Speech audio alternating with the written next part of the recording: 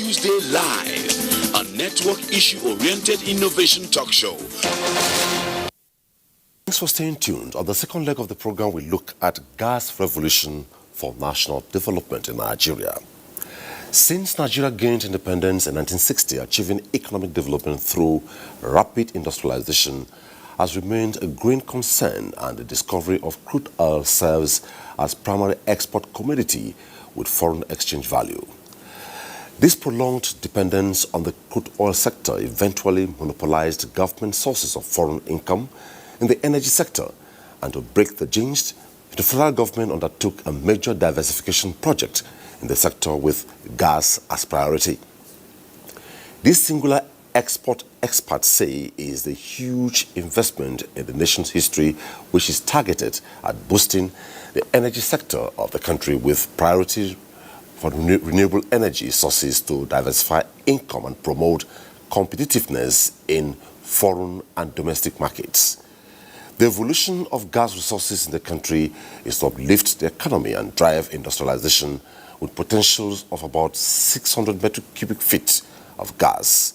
This President Muhammadu Buhari at the virtual Nigeria International Petroleum Summit 2021 pre-summit conference and official launch of the Decade of Gas in Abuja said, and I quote, "The rising global demand for cleaner energy, which is gas, has offered an opportunity to exploit gas resources for the good of the country, and we intend to seize the opportunity." That is the paradox that the administration decided to confront when we declared the year 2020 as a year of gas, end of quote. In the light of this, Nigeria plans to build the first and largest gas industrial park in Africa, which has the potential to propel economic growth in the country with a comprehensive gas infrastructure development program that can attract an industry of more than $16 billion within the next 4 years, while generating direct and indirect jobs in the process. This is one of our focus on Tuesday Live. We're already done with the first one, and I remain Ominio Dan. Before we go into the discussion segment, let's take this background report put together by correspondent Adamu Sambo. The launch of the Decade of Gas in Nigeria sets the tone for what could best be described as a revolution in the critical subsector of the nation's economy. It demonstrates the resolve by the Buhari presidency to effectively develop and utilize gas as a national priority to, amongst others, stimulate economic growth, improve Nigeria's energy mix, drive investments, and provide the much-needed jobs for the teeming citizens of the country. I can assure you that President Muhammadu Buhari has the political will to surmount the challenges and continue in a determined pursuit of transforming Nigeria into a gas-based industrialized nation. We are grateful to the Excellency, Mr. President, for the continuous support and interest in the National Nigerian Gas Expansion Program and other initiatives geared towards greater gas monetization and utilization in our country. For President Muhammadu Buhari, it is seemingly absurd or even contradictory that Nigeria, as more of a gas nation, focused on oil over the years, hence the more proactive push towards gas development by his administration. We acknowledge that Nigeria has still more work to do in the gas space. Gas has enormous potential to diversify and uplift Nigeria's economy for the good of the country. We intend to seize this opportunity. Our major objective for gas sector is to transform Nigeria into an industrialized nation with gas playing a major role through enhanced, accelerated gas revolution. Already, he said, remarkable progress has been made towards achieving the objectives, including developing gas infrastructure, promoting domestic gas utilization, commencing the process of commercializing gas flares, development of industrial and transport gas markets, as well as increasing gas to power. Other policies and projects kick-started include the National Gas Expansion Program, Auto Gas Policy, and the construction of the Ajaokuta-Kaduna-Kano gas pipeline. Global developments have indeed presented us an opportunity. Gas will become the dominant fuel for generating power, not only across the world, but in Africa as well. The question now is, can we rise up to the challenge? The Ministry of Petroleum Resources and the NNPC are in various regards setting the pace. The president used the opportunity to appreciate Nigeria LNG for contributing about 1% to the nation's GDP, $114 billion in revenues, $9 billion in taxes, $18 billion in dividends to government, and $15 billion in feed gas purchase. There were goodwill messages from Secretaries General of the Organization of Petroleum Exporting Countries, OPEC, Gas Exporting Countries, International Energy Forum, as well as the Nigeria LNG. The conference is a prelude to the 4th edition of the International Petroleum Summit to be hosted by Nigeria later this year. From the State House, Adamu Sambu, NTA News. Adamu Sambu's background report sets the tone for the second phase of Tuesday Live tonight, which is on gas revolution and national development. And in the course of the program, we shall be taking reports across the country, all in sustaining the conversation tonight. I'm being joined for this segment by Mrs. Brenda Ataga, Senior Technical Assistant, Gas Development and Investment, Minister of Petroleum Resources, Office of the Minister of State for Petroleum Resources. Welcome to the program. Thank you very much. Also tonight, here is Sadiq Kazim. He's an industrialist. Welcome to Tuesday Live. Thank you very much. Joining us in our Lagos Network Center is Austin Avuru, former Managing Director, Seplat Petroleum Development Company. He joined us from Lagos. Welcome to the program. Thank you very much. So tonight, via Zoom, is Dr. Wisdom Patrick Enang, Engineering Department, Exxon Mobil. Welcome to Tuesday Live.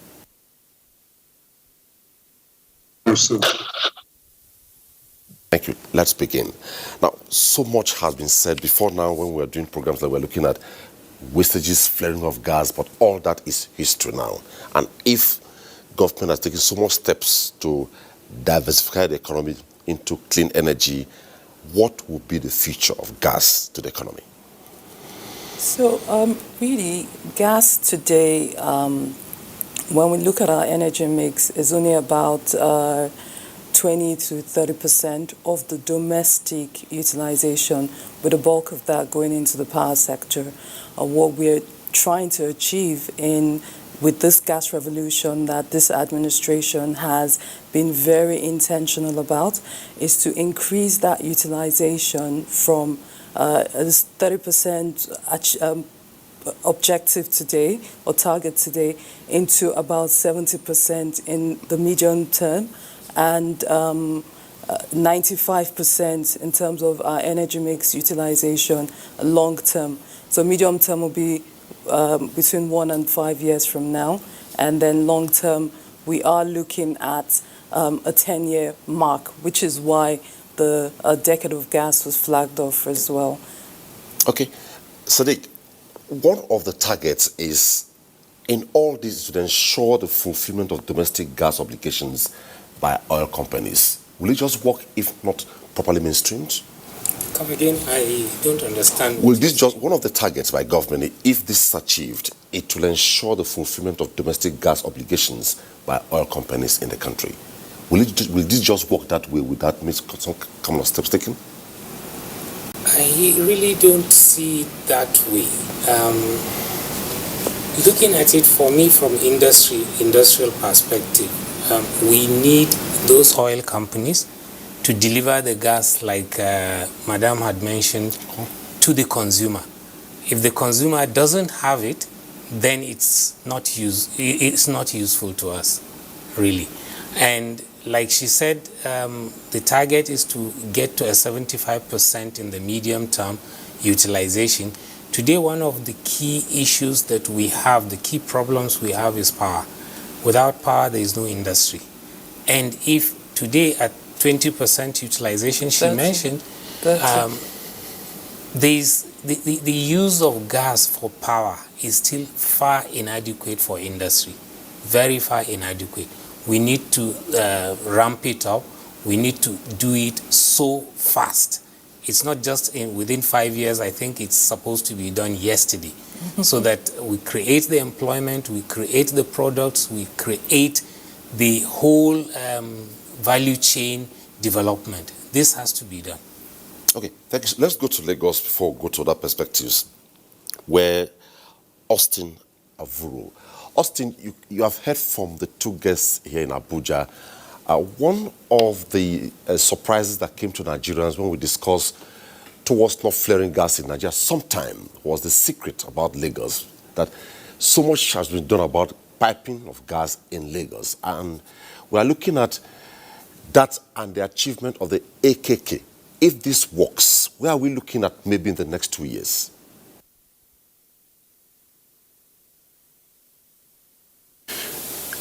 Let me start by giving a short historical perspective so that you can understand where gas comes in. It's not just about the campaign. Until 2012, this country was utilizing only 300 million scoff of gas per day.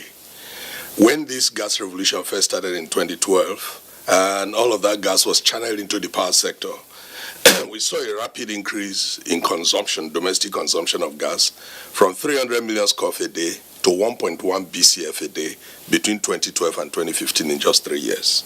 We have plateaued at about 1.1, 1.2 BCF a day since 2015. So the real issues are, one, investment in infrastructure to deliver the gas, and then expanding the domestic market for the gas itself, and both of them must come together.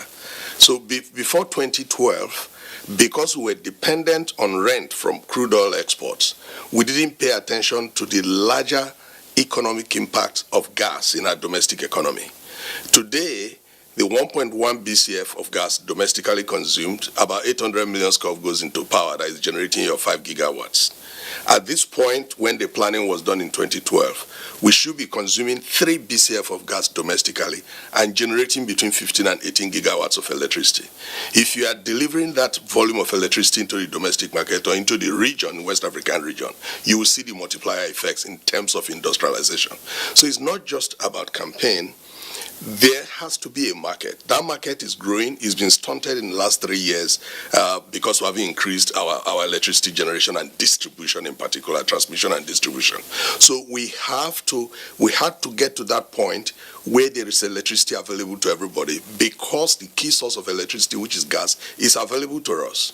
So once that market is large enough and is consistent and is reliable, the investments will come in delivering the gas itself. Here we can talk about the campaign, but I will tell you that in the last 5 years, Seplat is probably the only company in the last 3 years that is investing $700 million to deliver 300 million scoff of gas a day from the ANOH projects. Those projects will come up when that market is almost guaranteed and you make a return on your investment. So the campaign is fantastic. When it started in 2012, it delivered the results. I like the sustenance of the campaign by government, but beyond that, we have to look at the key issues of infrastructure, delivery of gas, a reliable market where the pricing is not regulated, where it is willing buyer, willing seller, so that everybody in the entire chain has confidence has confidence that when you invest, you will get your returns. Those are the key issues we now have to address. Dr. Enang, let's get your opening perspectives. Are we set to go? You are with ExxonMobil.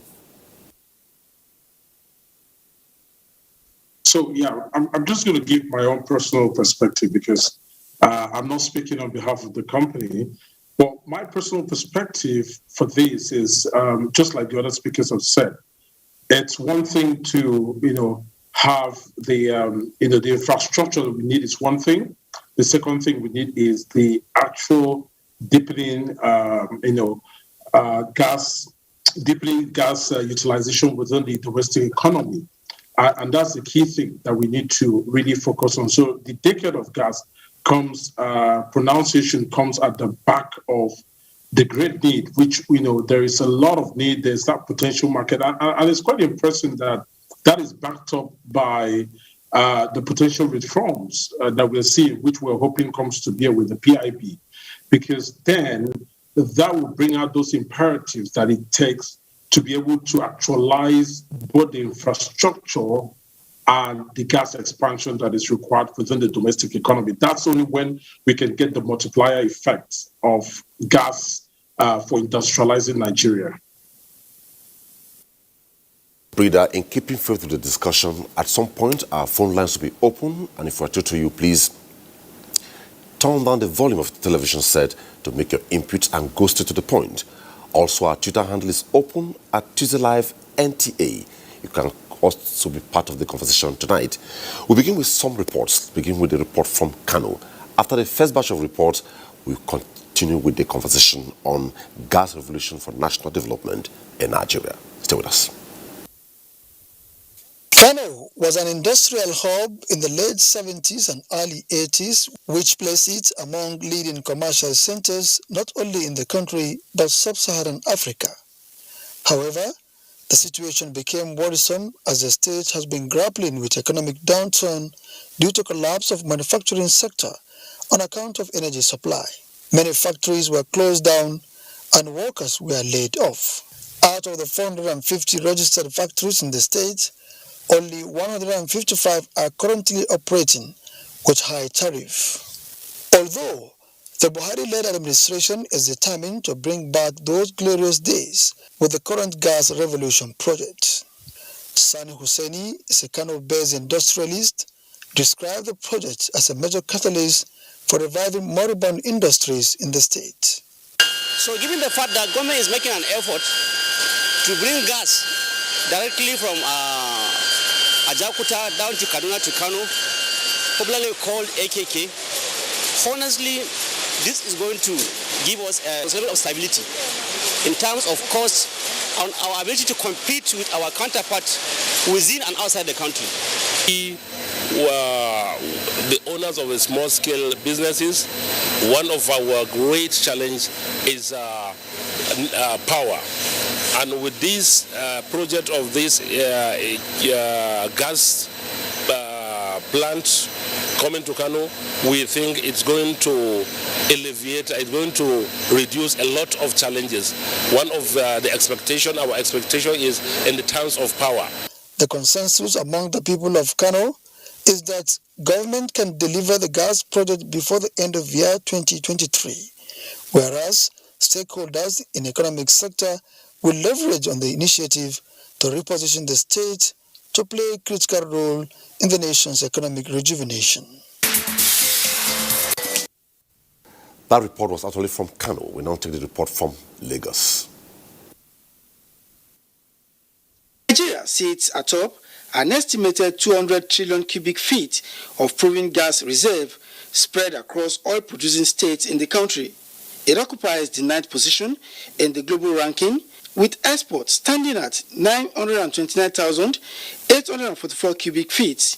Processing this huge gas deposit into liquefied petroleum gas, liquefied natural gas, and recently compressed natural gas has given the nation a cleaner, cheaper, and readily available energy source for domestic, industrial, and automobile uses, putting domestic consumption at 664,628 cubic feet. Having recorded steady inroad into gas development in year 2020, the federal government is sustaining its commitment to the sector by not only naming year 2021 as the beginning of the decade of gas, but also by putting policies in place. Our resolve at the Ministry of Petroleum Resources has been to emplace policies and promote initiatives that support the utilization of our abundant natural gas resources. We are also involved in establishing the storage facility for LPG, not just in the Niger Delta, but we extend our tentacles up to Kaduna, Kano, and Gombe State.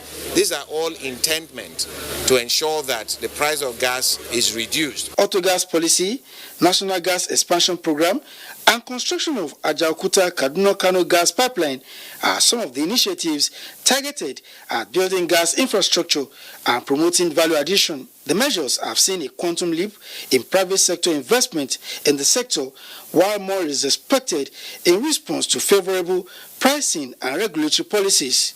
If the petroleum industry bill is passed, Some of these things will be streamlined, and it will encourage people, even the question of pricing we are talking about, the question of infrastructure, the question of taxation, all these things will be clearly streamlined. Experts hope that the sector will, in coming days, witness more synergy, particularly between government and the private sector, that is needed to drive its expansion. Our last report on this segment, before we go to the next part, is from Port Harcourt.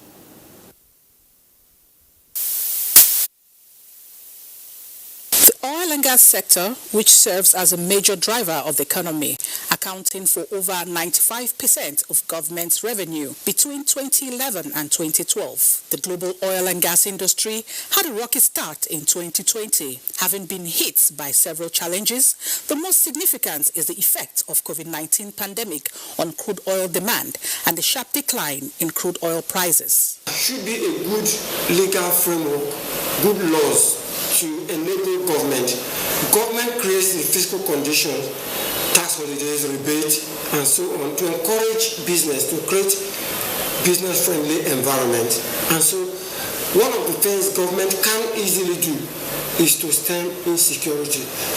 When your facilities, when your investments are not secure, you can never in any way protect your investments. Energy experts say oil and gas operation contributes to improving the livelihood of communities in production areas by promoting sustainable development and generating employment, transferring knowledge, as well as outsourcing inputs locally. But for the policies so far, government also has to implement PMS, AGO, DPK, the refineries, supply and distribution. While building these refineries, distribution is key. Other stakeholders say with a huge investment in oil and gas sector, emphasis should be placed on industrialization and integration of artisanal refinery operators in the mainstream for maximum actualization of government's plan for gas revolution in the country. Those two reports from Lagos, Kano and Port Harcourt keeps us attuned to the topic tonight. Now, can you give us an update regarding where we are right now as a country? Mostly the latest of the LPG, autogas, where are we right now? So with LPG, what we looked at was ensuring that we ameliorate all the challenges in 4 tenets that we had identified. In the LPG subsector was availability of the gas, accessibility, taking the gas close to homes, affordability, enabling consumers in Nigeria switch from biomass fuel to clean energy source like LPG. One thing we did find was the switching cost is an impediment to a bulk section of our family sizes, family homes in Nigeria switching to gas. And we looked at that challenge and have come up with a program which we're going to deploy before the second half of this year, called the micro distribution centers. Those centers will enable the government support homes to switch to gas without necessarily coming out of pocket to pay for the entire switching cost. With the micro distribution centers, it would see us put close to communities, centers that would also generate employment for communities, small community holders, women in the communities, unemployed youth in the communities. What the micro distribution centers will do would enable us exchange cylinders in communities without necessarily buying the entire switching kit to use gas. So access to gas with that will be improved.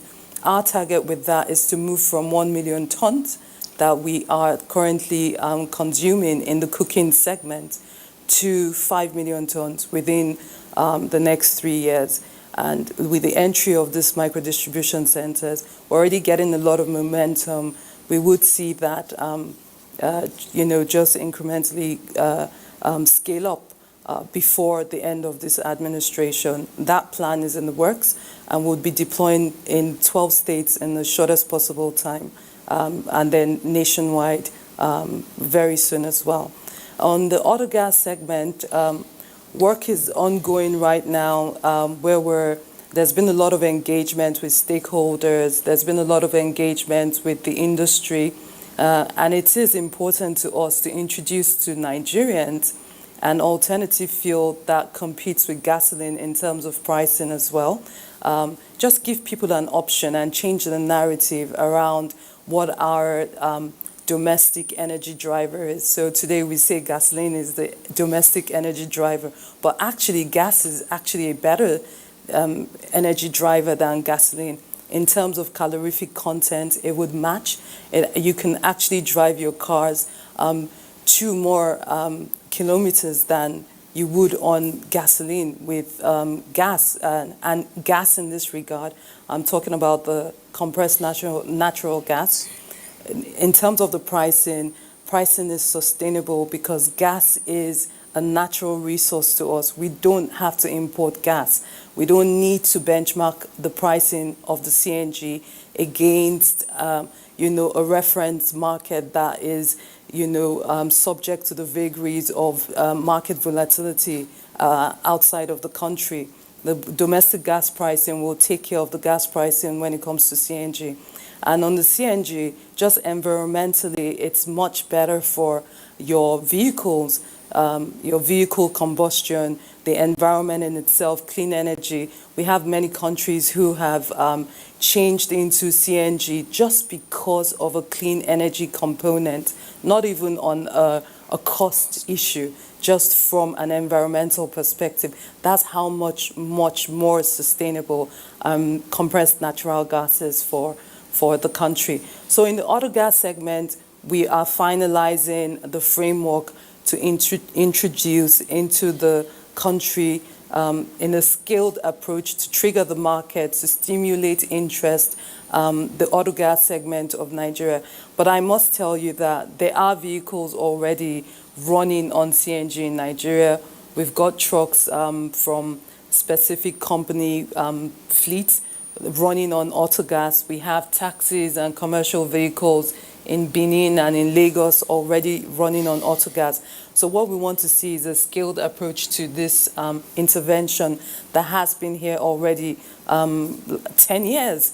So the government is really just bringing this to the fore and saying to Nigerians, there is, this potential, this opportunity for you to get better from your natural resource in Nigeria. Thank you so much, Brenda, for the update there. Still looking within the value chain, she has talked about to stimulate interest and trigger the market. Within the value chain, let's look at gas production and utilization. It looks as though people are not really ready to catch into it. They are still seeing it as an illusion. When can we take it to them so that they see it the way it's happening in other climes? No, I really don't believe that people don't want to. They are not reluctant. It's that it's not yet available. And like she said, it's being spread and scaled up. I used to remember, like Mr. Avuru had mentioned, as far back as 2012, when in Lagos, for instance, all the pipelines were being laid, all the companies along the pipeline keyed into it and changed over to utilization of natural gas. And I think government at that time also, in order to encourage that utilization, actually created incentives for industry to key into it. And it has been ongoing. So as long as there is this expansion of the infrastructure, there would be people keying into it, and people would be utilizing it. The AKK we've had in the report is going into Kaduna and Kano. Believe me, people in Kaduna and Kano are already lined up, getting ready to key into it.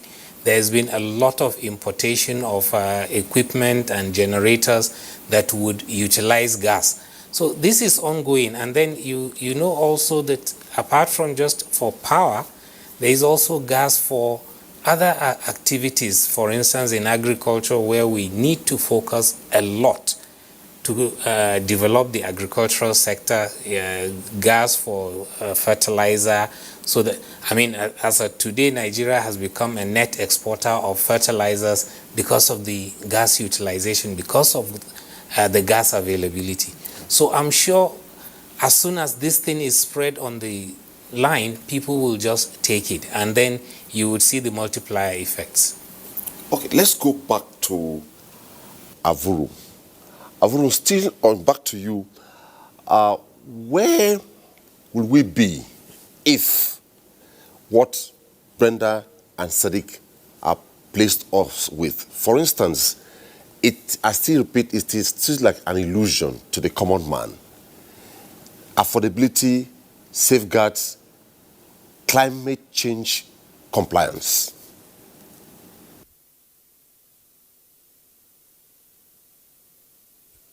I'll tell you, and both of them have put it very, very well. First of all, it's about availability.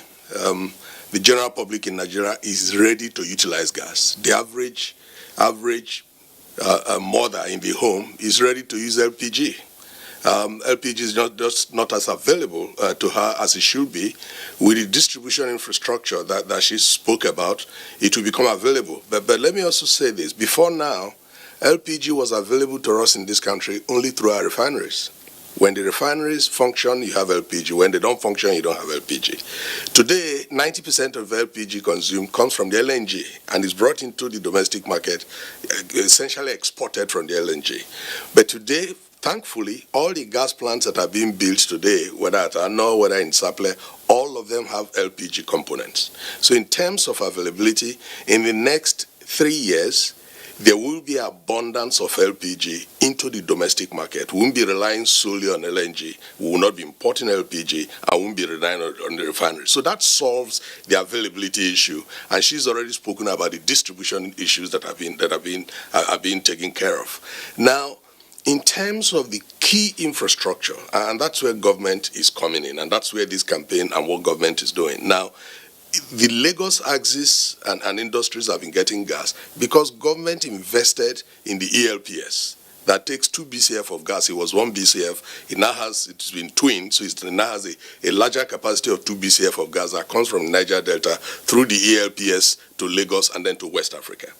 What government is doing is replicating that key infrastructure by taking the pipeline from Ajokuta all the way to Kano.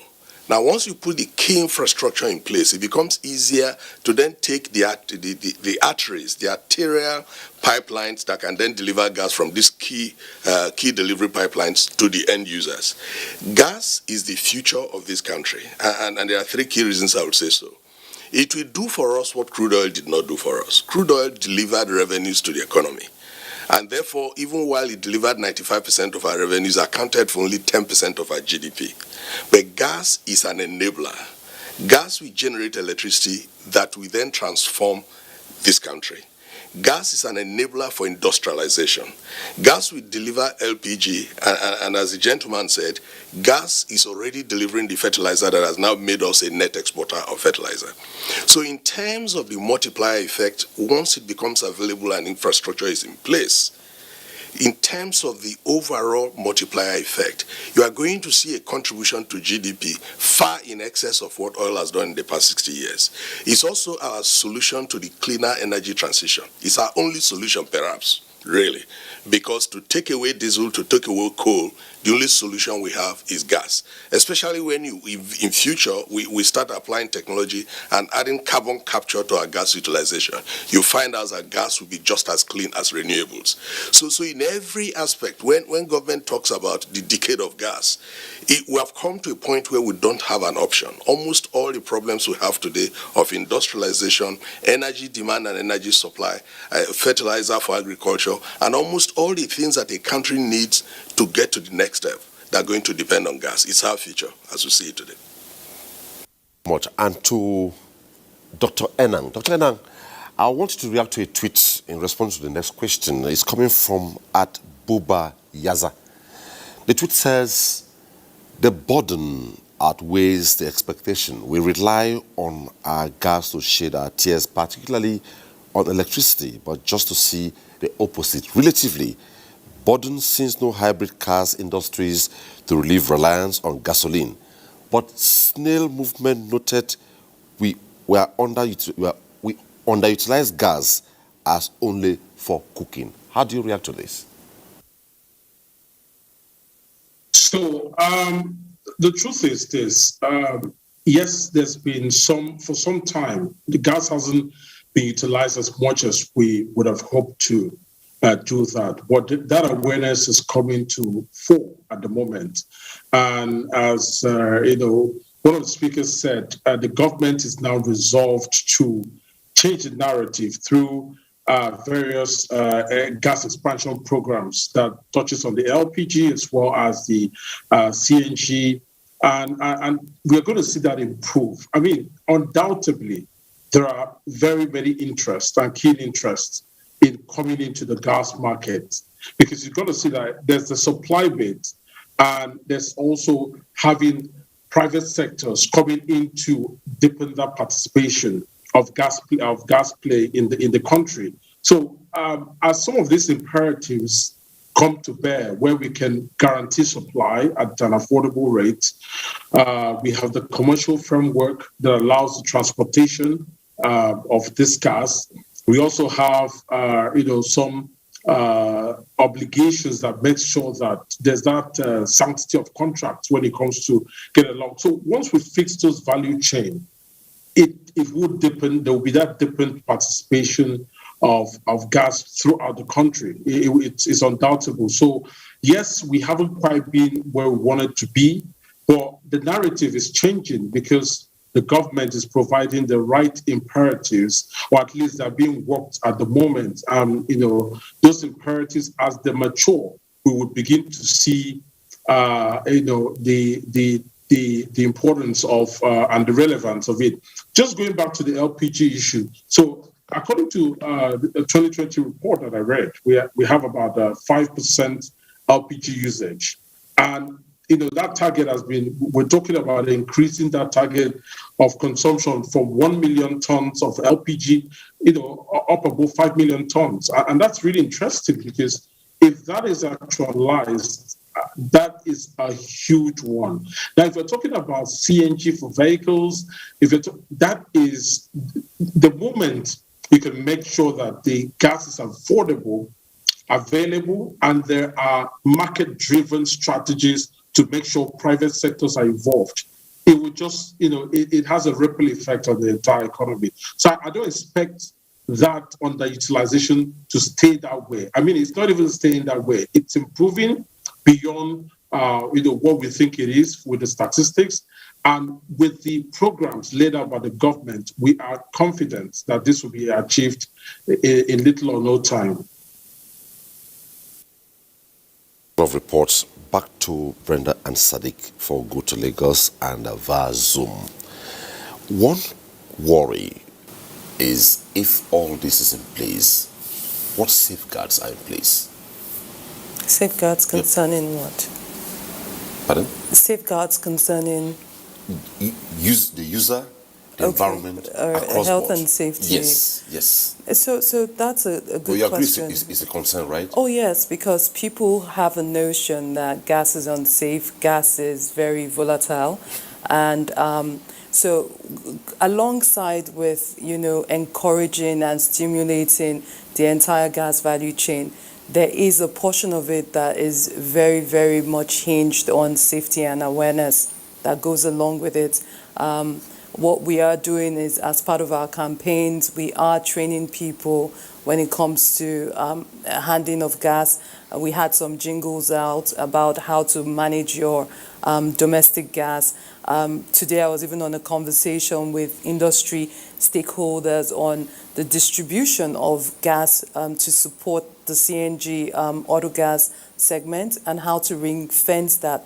So safety is a key portion of the engagements that are going on right now, and it would be delivered as the benefits of the gas come alongside.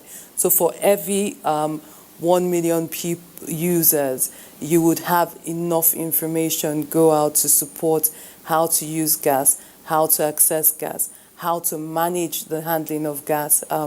whichever facet of gas you're going to be using. If you're using LPG or you're going to use CNG for your vehicles, how to manage it, how to manage your vehicles with the CNG canisters, put in the boots or put in your under your car or on the top of that, depending on what sort of vehicle you use, especially with the public transport system.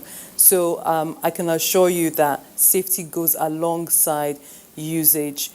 We are making sure that we're putting in place regulations to streamline the types of OEMs that come in to support the auto gas conversions, ensuring that there's warranty, ensuring that certified mechanics are going to be converting these vehicles that we'll put on the street. For the LPG portion of it, we've already gone beyond that. DPR has done extensive training all over Nigeria.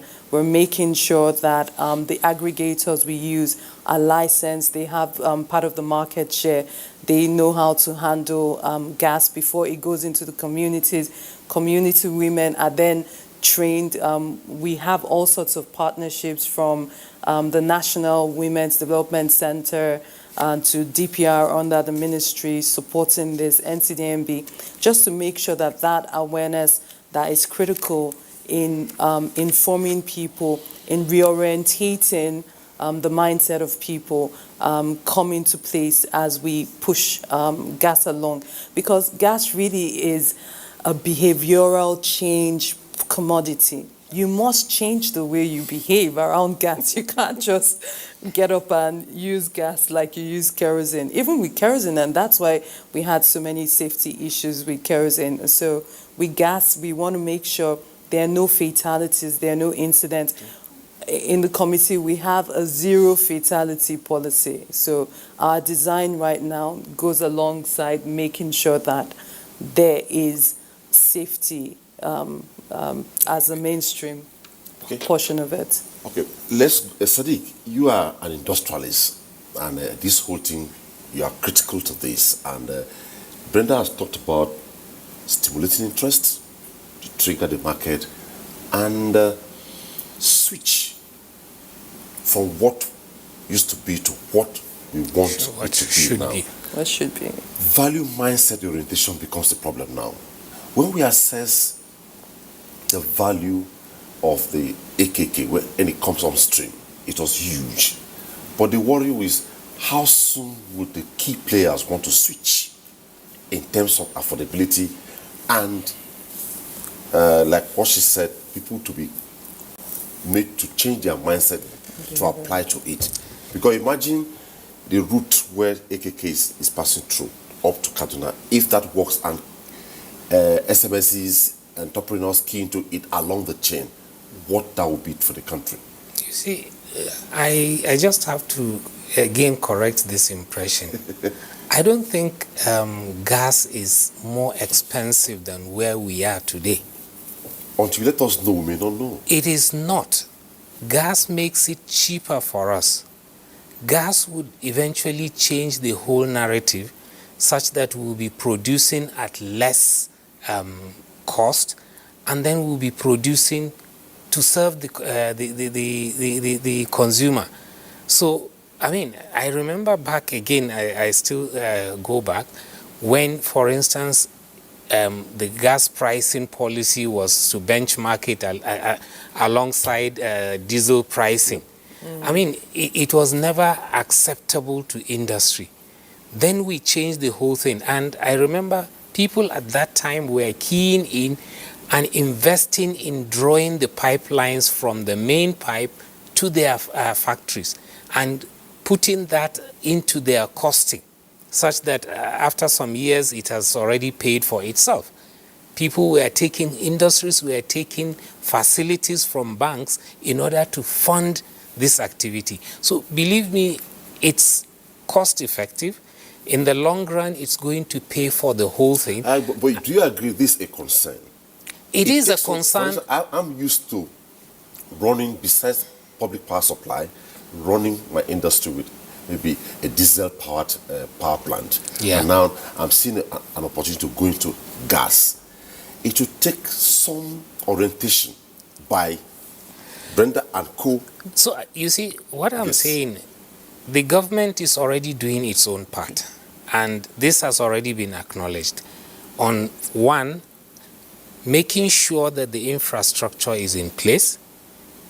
Two, sensitizing all the stakeholders to key into it. By the time this has happened, believe me, it's going to be a walkover. Even for SMEs, like it has been mentioned, SMEs and the roadside, the backyard industrialists or small processors would actually be keen into the whole project. And it's going to solve the problem. For instance, power. If today you generate power at such an expensive rate, and then using gas you will be able to generate power cheaper, it brings down your cost of production. Mm-hmm. That's one. Two, even for the housewife at home, using LPG to cook, if she is running a small restaurant, it comes out cheaper for her than getting kerosene or getting firewood. So, I mean, we need to start, like she has mentioned, scale down the whole sensitization. It's already ongoing, and I'm sure people will just key in. I mean, there are so many dead industries in Kaduna, so many dead industries in Kaduna that died because there is no power. Exactly. I mean, I used to work for the textile industry. The whole of the textile industry collapsed in Nigeria because of cost of production. We could not compete with China, for instance, because we don't have the necessary power to fuel the industry. Exactly. That's what killed the textile industry in both Kano and Kaduna, that employed thousands. So when AKK comes on stream, all this... We believe that they should be able to come back. Okay. Because Let's AKK will pass through. Avurum and Enang, then we come back, take some reports, and sustain the conversation again. And quickly to Avurum. Avurum, I'll give you two tweets to react on. There are a couple of terminologies here I'm not very conversant with, but we have to address them tonight. Osomo to Bechuku says, how has fracking changed our future? Fracking. Will environmental damage from fracking natural gas outweigh the gains from using a fuel that is cleaner than oil or coal? On the second leg, it says, why is it that after getting an approval for building a proposed petrol station, you will later notice that in the long run, the established petrol station has attached a liquefied petroleum gas plant within the petrol station? How can such situation be stopped on time?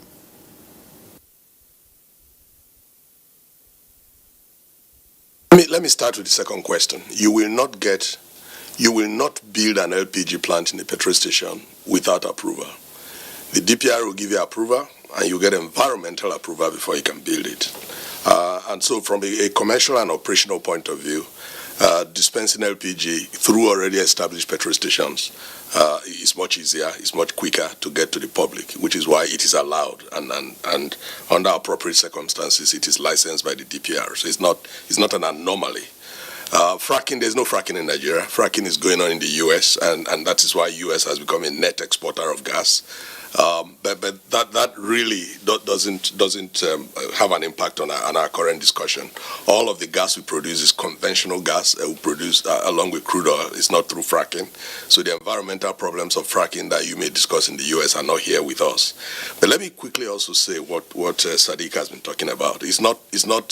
We're not trying to assume that gas will be cheaper than other sources. I am saying to you that gas is cheaper than all other sources of energy we have in Nigeria today. In fact, when you try to sell gas, so if you look at all the distributors, there are those who are distributing CNG to industries where there are no pipelines. There are pipeline companies like Oando Gas and Power. The entire network is to give gas to industries around Lagos and Ogun State. The reason you are able to convince those people to invest in changing from diesel and LPFO, HPFO to gas is that you are able to demonstrate to them that you're actually cutting the energy cost by as much as 40%. None of them will convert. None of them will invest in conversion until you convince them that, in fact, in converting, you are changing to not only cleaner energy, but much cheaper energy. And as you pointed out, usually in 2 years, the cost of conversion, you would have recovered it, and then you go on. Every single industry, any industry of what size that is using gas operates cheaper than the ones who are using LPFO or diesel or HPFO, and it's a lot more sustainable once the infrastructure is in place. Now, once all of the infrastructure is in place, we are going to have to address one major issue: the price of gas to the end user. So we sell gas at about $2.80, you convert to Naira at the wellhead. It gets to the end user in industries in Ogun State at about $7. It gets too excessive. And that's because the infrastructure to deliver it is not as comprehensive as it should be. When all of that infrastructure is in place and the delivery cost is no more than $1.50 to $2 per thousand, then when you add that to the cost of production of the gas, once we're able to deliver gas at no more than $4, $4.55 to the end users, industrial users, it will actually amount to about half of what they're paying for LPFO and diesel and so on and so forth. So as I pointed out, it is our future. It solves our problem of energy transition to cleaner energy. It solves our problem of cheaper means of powering our industries and generating electricity.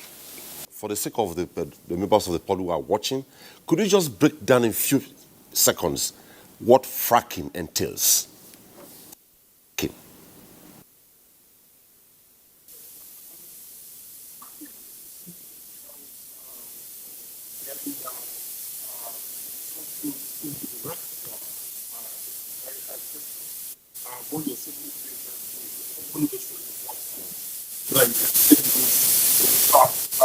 Pockets of gas or oil, doing. Now, the most controversial aspects of fracking, it's actually in the US that this is done more. The most controversial aspects of fracking is because you have to pump chemicals. I know they say 90% water, but there are chemicals that are pumped into the reservoirs to perform the fracking activity.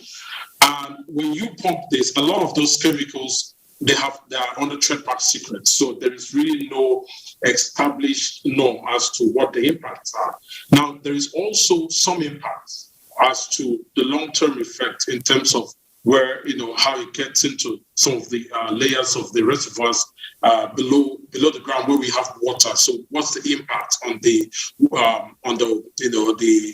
natural water quality, in the long term? So that's kind of the explanation, and it's a really expensive activity, really, and that's why you see they take the hits as soon as the economy sort of gets down in terms of price of gas and price of oil.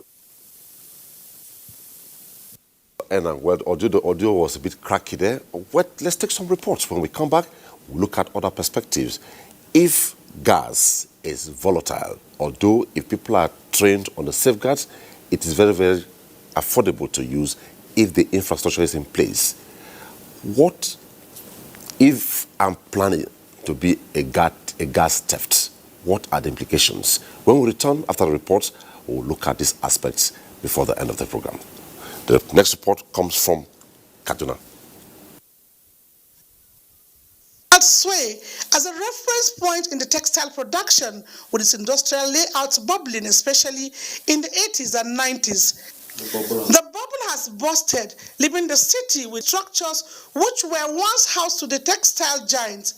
High cost of industrial energy was said to be responsible for crumbling the textile industries, but with the pipelines being laid to the AKK project, a ray of hope shines. It's commendable now that we are linking the gas pipeline now to the north, because that would be the key to drive industry. What this means is that industrial gas will be available at a lower cost and cheaper, as well as transfer technology and promote local manufacturing. With cheap gas available, our industries are going to come alive. New industries will even also come up. The petrochemical sector is going to grow. The textile industry is going to come back. When the pipelines begin to flow, the needed energy by these moribund industries will be available. That with this policy, we can see the kind of revival of industrial activities, at least for the first time, for the earliest time in Kaduna-Kano axis, where traditionally industrial activities is heavy, is huge, the backbone is there. What stakeholders are looking forward to is the delivery of this project. From Kaduna, we proceed to Enugu.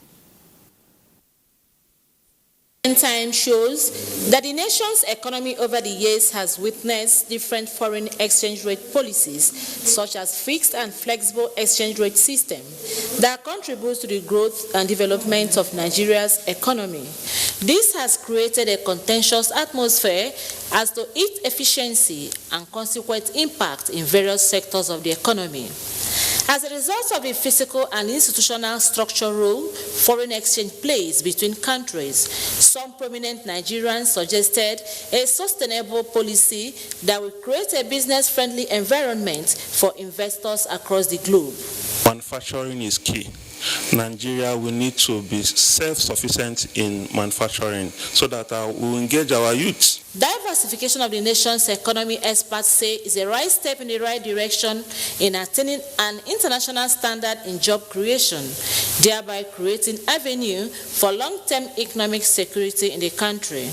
I don't think there's any other country in this world that is as blessed as Nigeria, one in terms of natural resources. If you invest in agriculture, I'm telling you, every state will have at least 50% of their youths occupied in that venture.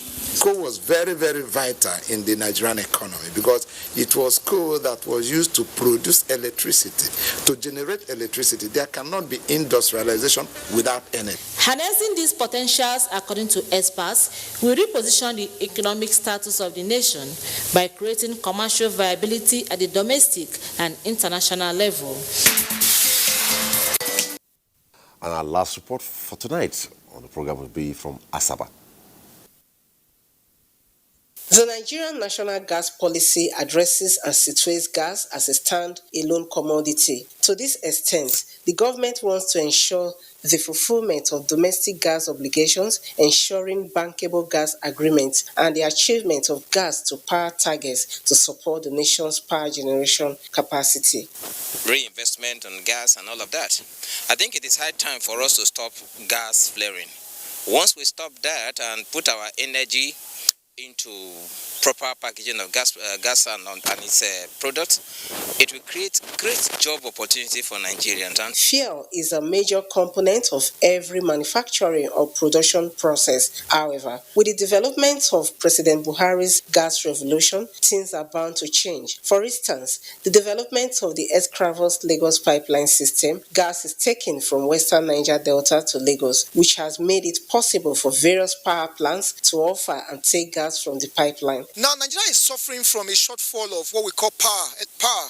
And if properly utilized, gas can power the country. The federal government of Nigeria has invested in excess $50 billion towards the development of the upstream and downstream sectors. Nigeria is set to become a regional hub of gas in Africa. No doubt, Nigeria is on the right track towards the development of the gas industry, since getting it right will impact positively on other allied sectors.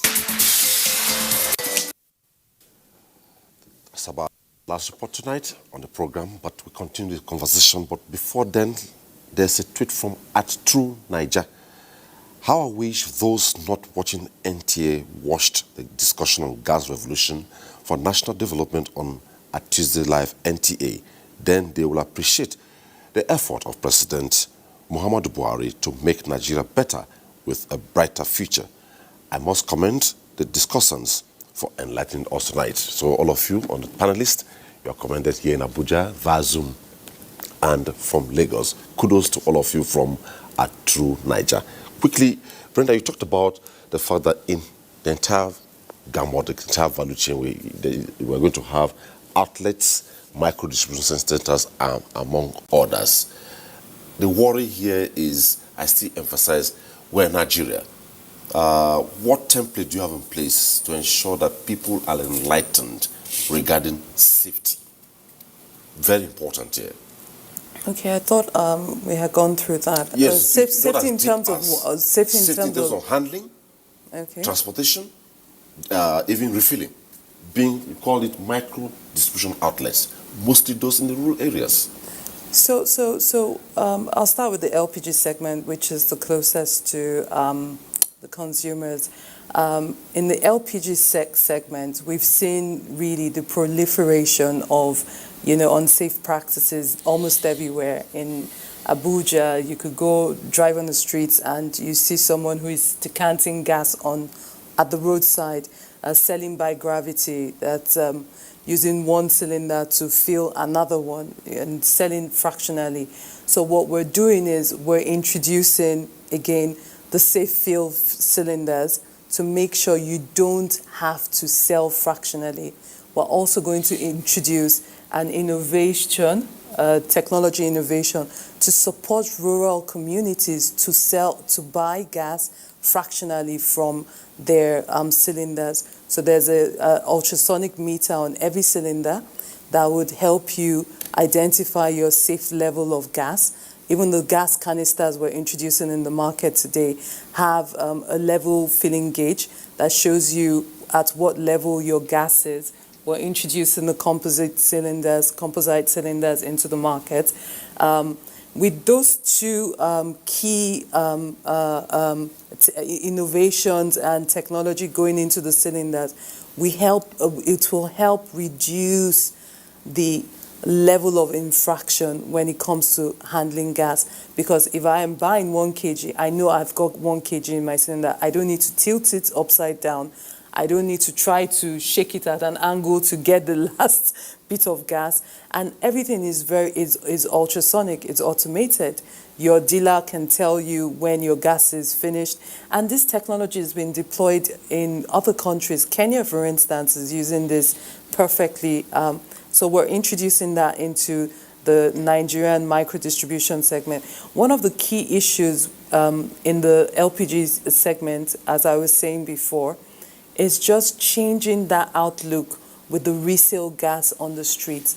So I say to people, if you saw a person selling gasoline, PMS, with one pump on the roadside, would you go there to buy PMS for your car? You wouldn't. We want to standardize the reselling unit. So when you see a gas reselling unit, if it's not in a station, you know that this is a certified, licensed, government-approved reselling unit where I can buy gas from, and all the safety checks have been done. You would also be educated on how to check your cylinder, how to check your valve. If you require one of the ultrasonic meters we're going to introduce into the market, you would be educated on how to do that, and your distributor would be there to put you through using that on the LPG side. On the CNG aspect of it, like I said, we are going to introduce a training and awareness portion of it. We're even starting that with the buses that the government has procured for NLC. All of the drivers are going to be trained on how to drive cars with CNG canisters, because buses, the interstate buses, have 2 of those canisters. These canisters are 250 bars. That is high pressure. So they need to understand how to navigate potholes, how to navigate bad roads. But thankfully, our roads are not bad anymore. There's been a lot of work with the roads, and we would see that coming. To support the CNG canisters, we've also decided to go with the Type 1 canisters, which are made from metal because of durability. You don't want any punctures, goods coming in and out of the public transport systems. We want to ensure that that handling is put in place. On the conversion side, we're asking the OEMs to certify every single converter. That person is going to be given a certificate. So by all means, when you take your vehicles to have it converted into dual fuel, you need to ask for a certificate. And this awareness will be broadcast once we're ready to go live everywhere. In the areas where we're engaging on LPG, there's a lot of awareness already on how to handle gas. There's been a lot of enforcement as well. There are a lot of consequences to using and mishandling gas. We've had too many fatalities. It must stop in Nigeria.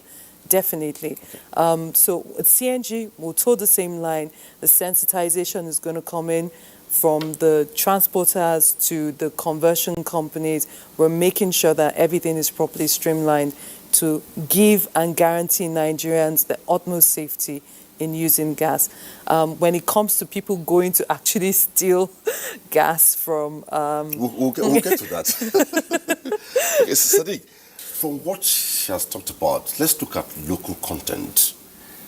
All this, if all what she's saying is done within, adapted within the Nigerian economy, what's your imagination? And on the other hand, if everything she's talking about, we outsource them somewhere and they bring them in, can you compare the two? No, I don't think we would do that. Definitely, we have to be able to convert all of the things that are needed. For instance, the pipelines that are taking gas from one location to the other must be Nigerian pipelines. And I'm sure the oil and gas industry has already keyed into that long ago because of the Nigerian Local Content Act. So we are ready. I'm sure also, for instance, the gas cylinders that have to be manufactured, the hoses that will deliver gas from the cylinder to the burner on the cooker, all these things could be done locally. Yeah. And they are going to actually propel the SME and other industries to come on board and do the things right.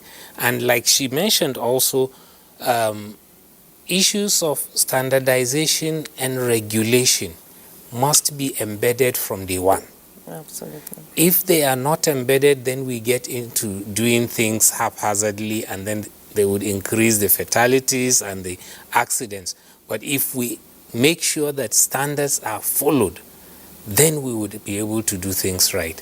And I'm sure we are ready. As far as industry is concerned, I know there are sectors within the Manufacturers Association of Nigeria that are already on board on these activities, and they would be able to deliver. Okay, we imagine the multiplier effect to the nation's economy. Exactly. But quickly, our first caller tonight is calling from Kaduna, Uma. Hello, Uma. Hello, Uma.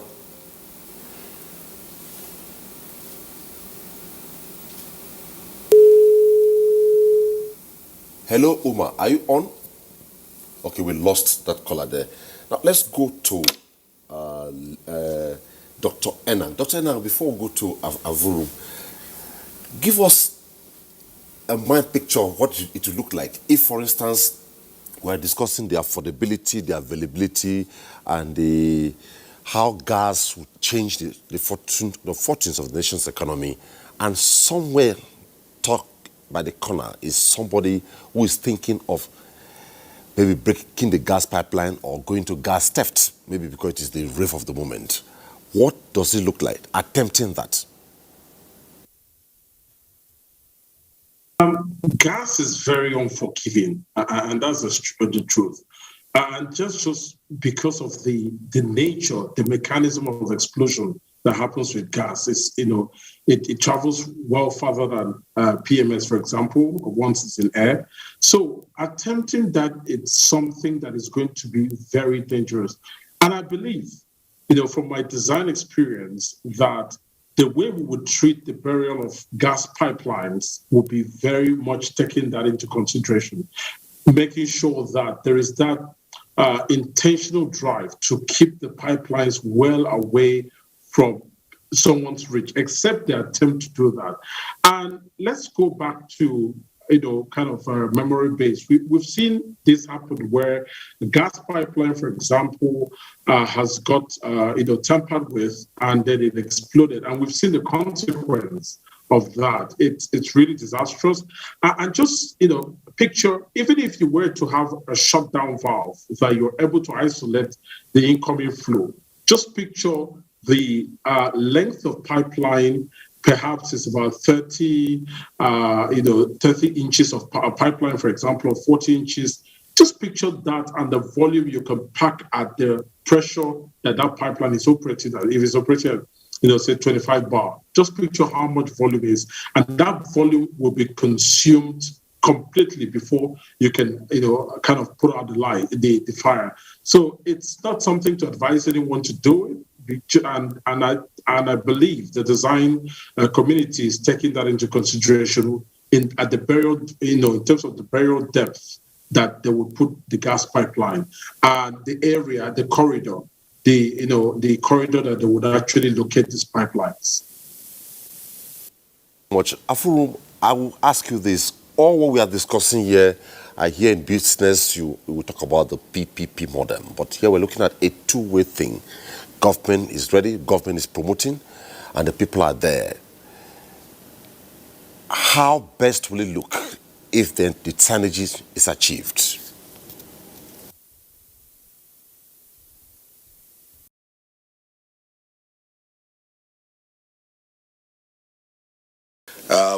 I will repeat without apologies, as I said, that gas is our future.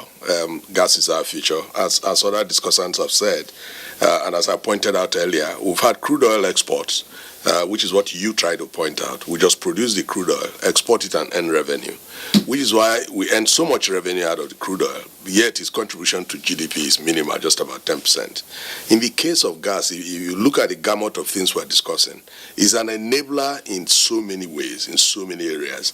So we're not discussing the revenue from gas to government. You can see that nobody has mentioned how much revenue government will earn from gas. They will earn revenue from gas, but you can see that all our discussion has been centered on the role of gas as an enabler, the role of gas in generating electricity, the role of gas in petrochemicals, the role of gas in fertilizer, the role of gas even in SMEs, the role of gas in industrialization. And so the real multiplier effect will quadruple the rate of growth of GDP. We're not just discussing earning revenue. We're not discussing a rental economy out of gas as we have done with oil. We're talking about gas transforming the economy to the next level. It looks almost too good to be true, but here we are. You've seen, as I pointed out in the beginning, just 3 years of increasing our consumption from 300 million scof to 1.1 BCF. Electricity generation went up to 4,000. That's 4 gigawatts. It's gone out to about 7 gigawatts. Now, by the time all of these power plants concentrated on Lawrence Shogo in Ogun State and in Niger Delta, is because we had the ELPS supplying 1 BCF of gas to that region.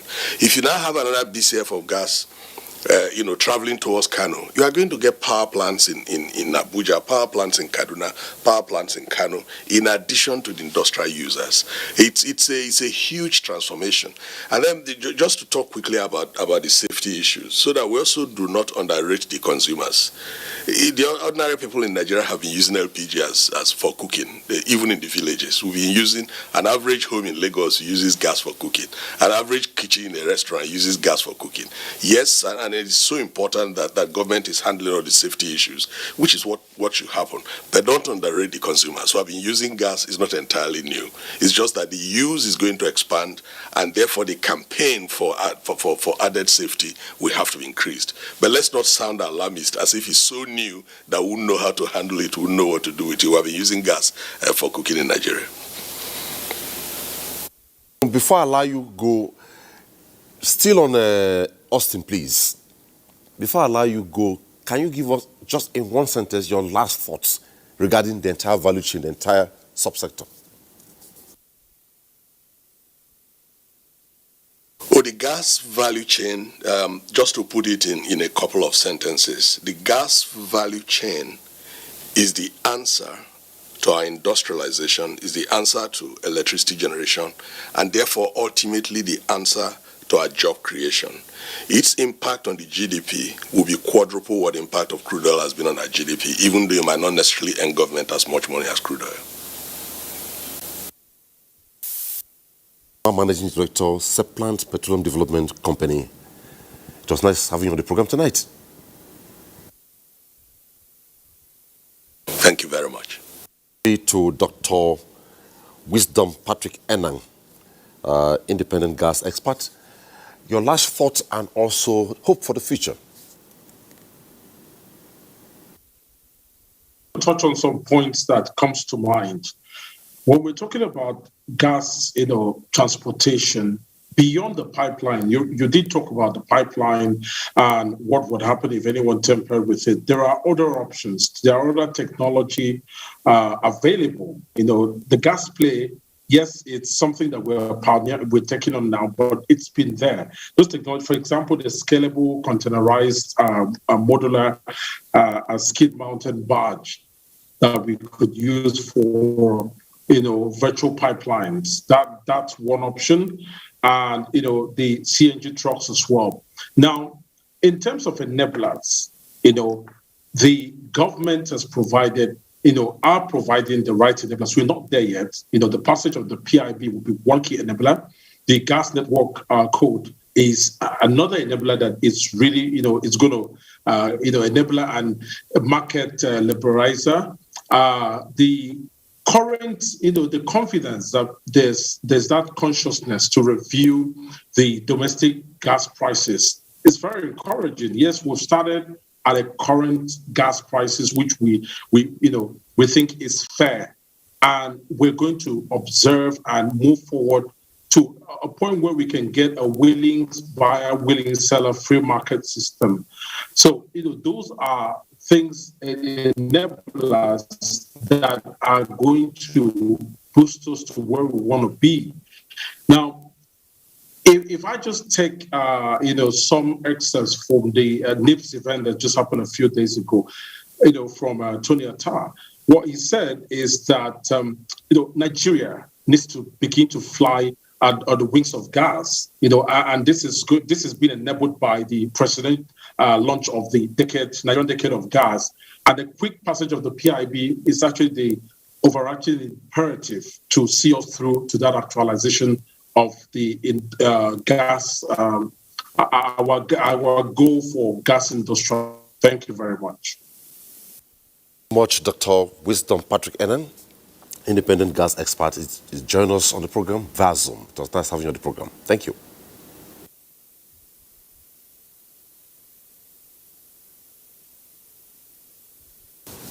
Sadiq, we're back here in Abuja, you and Brenda, to tie up.